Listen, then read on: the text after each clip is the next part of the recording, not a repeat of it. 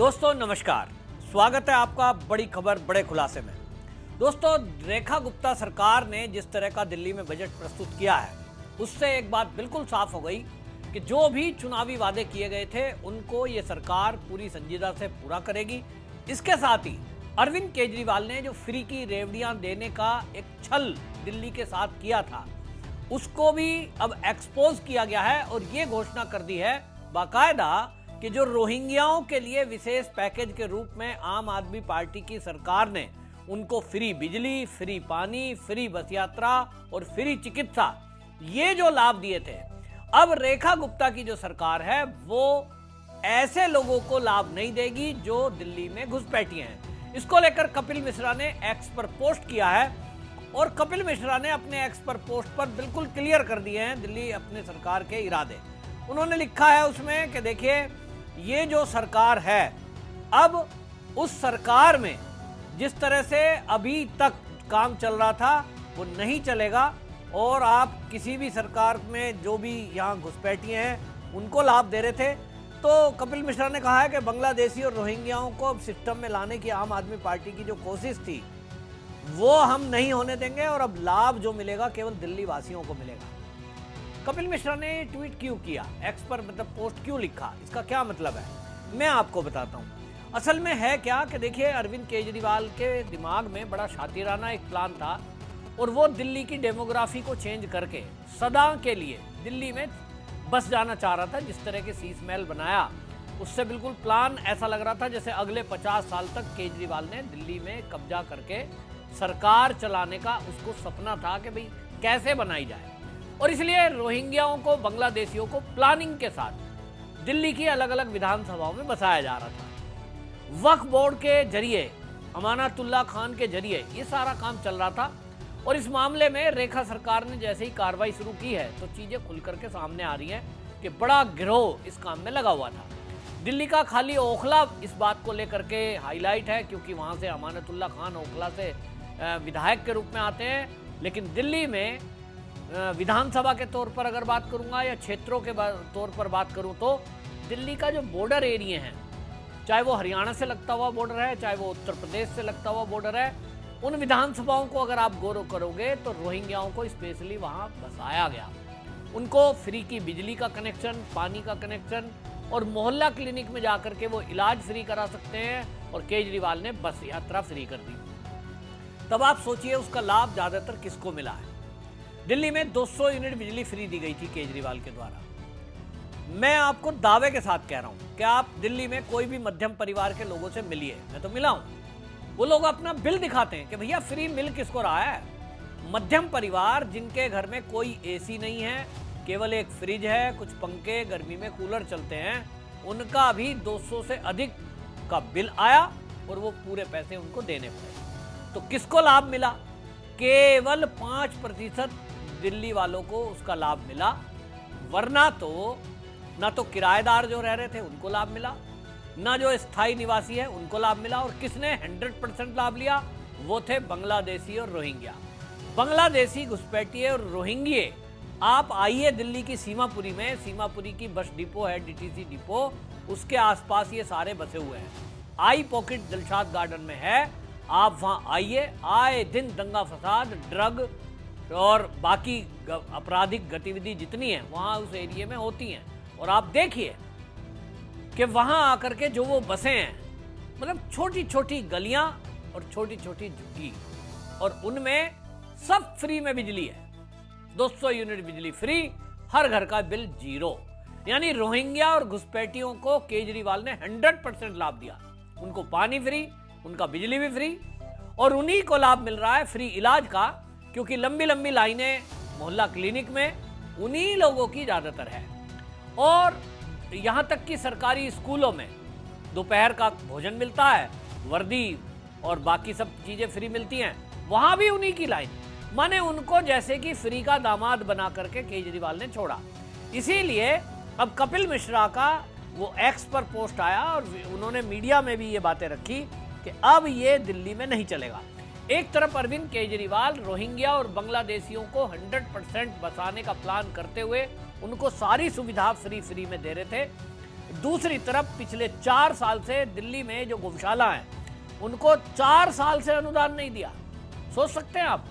अब रेखा गुप्ता सरकार ने घोषणा की है कि हम पिछले 4 साल का जो रुका हुआ ग्रांट है वो देंगे, क्योंकि लोगों ने अपनी जेब से लगाया है, और 40 करोड़ रुपए उसके लिए अनुदान रखा है। तो कपिल मिश्रा ने एक्स पर उसको भी लेकर पोस्ट किया है। देखिए, कपिल मिश्रा ने लिखा, पिछली सरकार ने गौशाला के अनुदान को देना बंद कर दिया था, 4 साल से कोई अनुदान नहीं दिया था। हमारी मुख्यमंत्री रेखा गुप्ता जी के सरकार ने गौशाला की पेंडिंग ग्रांट देने का निर्णय किया है। दिल्ली में एक नए मॉडल गौशाला का निर्माण किया जाएगा, इसके लिए 40 करोड़ का आवंटन किया गया है।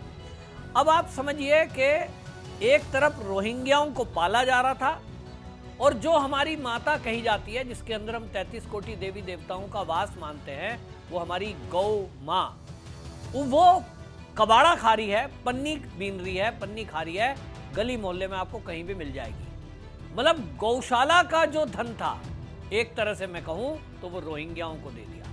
ये अरविंद केजरीवाल का करैक्टर है, जिसको लेकर कपिल मिश्रा ने ये एक्स पर पोस्ट करते हुए तंज किया। दूसरा आपको बताऊं कि जिस तरह से टैंकर घोटाला, टैंकर माफिया दिल्ली के अंदर था, जिसका जिक्र कभी पहले खुद केजरीवाल किया करते थे, रेखा गुप्ता सरकार ने उसके लिए बहुत अच्छा काम किया है। क्योंकि आप देखेंगे कि वो जो टैंकर है, या तो वो पानी बेचकर पैसा कमा रहे थे, या जैसा मैंने कहा फ्री पानी, ये नल की टोटी या तो जो उन झुग्गियों में जा रही है जहां रोहिंग्या रहते हैं, नहीं तो टैंकर भी उन्हीं के बीच में जरूर जा रहा है, और वहां वो फ्री में दिया जा रहा था। अब वो टैंकर ऐसा नहीं कर पाएंगे, क्योंकि अब उसके अंदर जीपीएस लगाने की बात कही गई है। कपिल मिश्रा ने उसको लिखा है एक्स पर, उन्होंने कहा, इसे कहते हैं साफ नीयत। दिल्ली में पानी की चोरी बर्दाश्त नहीं की जाएगी। टैंकर घोटाले को खत्म करके इस बार हमने दिल्ली जल बोर्ड के टैंकर में जीपीएस सिस्टम लगाने की व्यवस्था की है, और आरडब्ल्यूए अपने टैंकर की मॉनिटरिंग खुद करेगा। यानी जितने एरिया में आरडब्ल्यूए एरिया हैं जहां पर वो पानी के टैंकर की नीड है, तो वहां के लोगों को ही उसका एक्सेस दे दिया जाएगा, और जो झुग्गी हैं उनके प्रधान हैं, झुग्गी के प्रधानों को उसका इंचार्ज बना दिया जाएगा। और आपको याद होगा, दिल्ली की झुग्गी बस्ती के अमित शाह एक सम्मेलन उन्होंने दिल्ली में किया था, जिसमें सारे झुग्गी वालों ने बीजेपी का समर्थन किया है। तो बहुत अच्छा निर्णय है कि झुग्गी वाले अपनी झुग्गियों का विकास खुद कराएं, उनके यहाँ पानी की व्यवस्था हो, उस सबको ये देखा गया है। इसी में आपको बताएं कि सरकार ने डीटीसी को लेकर के बहुत बड़ा खुलासा किया है। उस पर अलग से मैं बता चुका हूं कि डीटीसी घोटाला किस तरह से खुलकर सामने आया।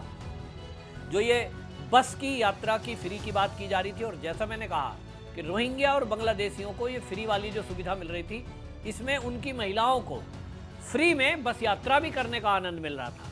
यानी कोई सीमापुरी की महिला जहांगीरपुरी जाना चाहती है, दिल्ली के बॉर्डर के एरिया में जाना चाहती है, किसी भी बस में बैठो, फ्री में जाओ। मतलब आलम ये मैंने देखा कि यूपी का बॉर्डर है सीमापुरी, और उस सीमापुरी की महिला अपना खरीदारी करने सदर में जा रही हैं, क्योंकि बस तो फ्री है। सब्जी लेने के लिए मंडी तक जा रही हैं, पूरा दिन घूमो, बस तो फ्री है। ये अब रेखा सरकार ने इसमें बदलाव किया है, और उसमें पिंक टिकट का बड़ा घोटाला सामने आया है। हुआ यह था कि केजरीवाल सरकार ने तय कर दिया कि बस में जो महिलाएं चढ़ेंगी, जितनी महिलाएं चढ़ेंगी उनको एक पिंक कलर का टिकट लिया जाएगा, उनसे पैसे नहीं लिए जाएंगे।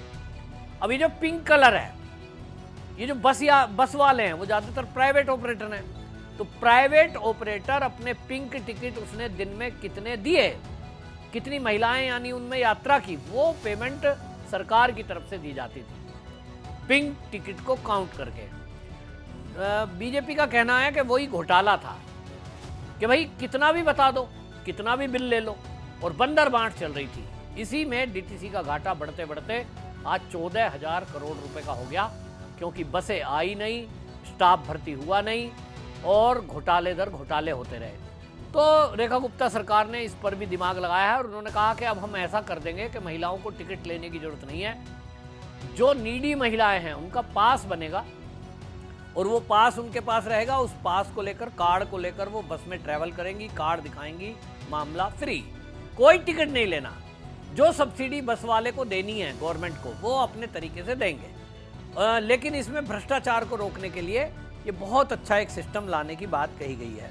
तो कुल मिलाकर के जहां भी लीकेज है, यानी जहां ऐसा लग रहा है साफ नियत है कि 2500 रुपये भी अब जो महिलाओं को दिए जाएंगे, उसमें भी अब रोहिंग्या बांग्लादेशी अगर ये सोच रहे हैं कि उनकी भी महिलाओं को पैसे मिलेंगे, ये कपिल मिश्रा ने साफ कर दिया, उन्हें इकन्नी नहीं मिलेगी। अगर वो ये सोच रहे हैं कि उनके बच्चों को अब फ्री में स्कूल में एडमिशन मिलेगा, अब नहीं मिलेगा।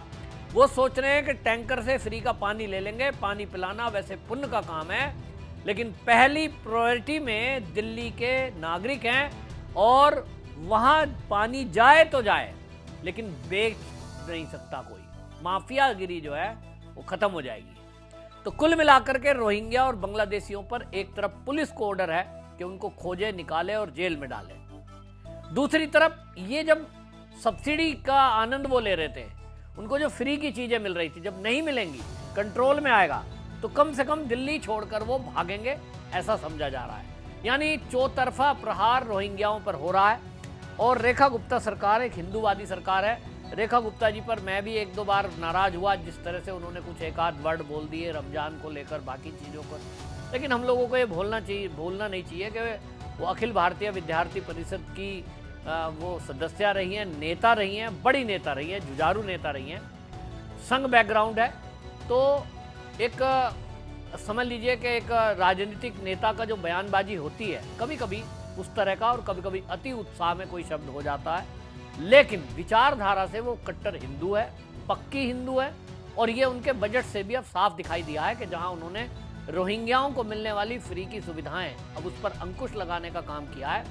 वहीं दूसरी तरफ गौशाला, और आप ये देखिए कि बुजुर्गों के लिए, सीनियर सिटीजन के लिए भी ग्रांट को डबल करना, और इस तरफ ध्यान दिया गया है। तो व्यवस्थाओं को ठीक किया जा रहा है। आगे देखेंगे, जैसे केजरीवाल सरकार में तीर्थ यात्रा कराई जा रही थी, तो क्या रेखा गुप्ता सरकार इसके लिए भी कोई प्रावधान रखेंगी? हालांकि उसका भी मिसयूज हुआ था, खूब पैसे दे सकने वाले लोग भी फ्री की यात्रा करके आए थे, और केजरीवाल को तो केवल ये था कि फ्री में रेवड़ी देकर मैं कैसे अपनी सत्ता को बचाए रखूं। तो रेखा गुप्ता सरकार के सामने तो अभी संकट ये है कि ये जो दिल्ली का बजट है, यहाँ दिल्ली को कंगाल करके केजरीवाल ने छोड़ा है। तो ये जो सारी योजनाएं, इसके अलावा जो जैसे मेट्रो की देनदारी 6000 करोड़, डीटीसी का घोटाला 14000 करोड़, शराब नीति से घाटा 2000 करोड़, हेल्थ सेक्टर में 2500 करोड़ का घाटा, और इसी तरह ये जो घाटे हैं, इनको कैसे पूरा किया जाए और ये योजनाओं को इंप्लीमेंट कैसे किया जाए, ये एक बहुत बड़ी चुनौती है। तो मेरे ख्याल में इसको सुधारने में कम से कम 2-3 साल लगेंगे। ये बहुत जल्दी में पटरी पर गाड़ी दिल्ली की आने वाली नहीं है, लेकिन रेखा गुप्ता ने बेहतरीन तरीके से जो ये घोषणाएं की हैं, कम से कम ऐसे लोगों को आपके और हमारे टैक्स के पैसे की सुविधाएं ना मिले जो यहाँ घुसपैठी हैं। आपकी इस पर क्या राय है, कमेंट बॉक्स में जरूर बताएं। वीडियो को शेयर करें। वंदे मातरम।